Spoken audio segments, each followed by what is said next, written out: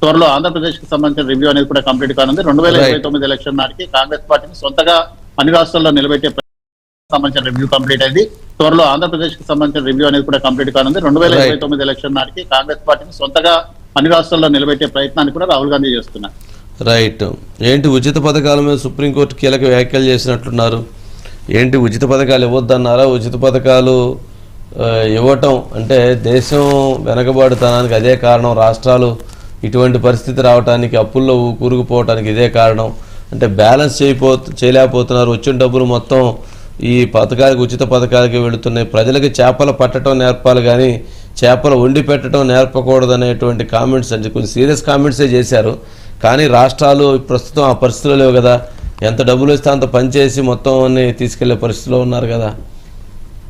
అంటే తమిళనాడు రాష్ట్రానికి సంబంధించిన ఉచిత విద్యుత్ అంశం ఏదైతే ఉందో దానికి సంబంధించిన కేసులో చీఫ్ జస్టిస్ ఆఫ్ ఇండియాతో పాటు మరొక జడ్జి కూడా కొన్ని కీలకమైన కామెంట్స్ అనేవి కూడా చేశారు. ఎందుకంటే ఇటీవల కాలంలో మీరు అన్నట్లుగా ఇటు సుప్రీంకోర్టు ఈ రోజు అభిప్రాయపడినట్లుగా రాష్ట్ర బడ్జెట్ లో చూసినట్టయితే 27% కంటే ఇంకెక్కువగానే ఇటు కేవలం 27% మాత్రమే ఇటు అభివృద్ధికి సంబంధించిన అంశాలు ఖర్చు పెట్టాల్సి వస్తుంది. జీతాలు కానీ, సంక్షేమ పథకాలు కానీ ఇవన్నీ కూడా రాష్ట్రానికి గుదిబండగా మారాయి. అప్పులు తెచ్చి సంక్షేమ పథకాలను నడపాల్సిన చాలా పరిస్థితి చాలా రాష్ట్రాల్లో కూడా ఉంది. అయితే కేంద్ర ప్రభుత్వం చేస్తున్న సహాయం అనేది ఏమాత్రం కూడా సరిపోవడం లేదు.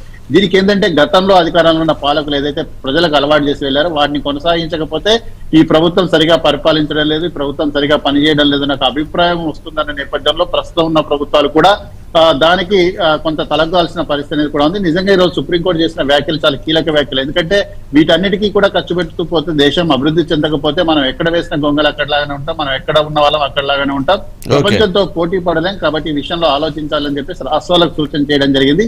సుప్రీంకోర్టు డైరెక్షన్ తర్వాత రాష్ట్రాల వైఖరిలో మార్పు వస్తుందా లేదా అనేది కూడా చూడాలి. రైట్. నెక్స్ట్ తెలంగాణలో కొత్త పార్టీ నా రూటే సపరేట్ అంటుందా కవిత. అంటే కవిత గారు పార్టీ పెడతారనేటువంటిది అందరూ ఊహించింది. కవిత గారు పార్టీ పెట్టి బీఆర్ఎస్ పార్టీని ఓడించాలని సొంత అన్ననే ఓడించాలి, అన్ననే గెలవనివి కూడా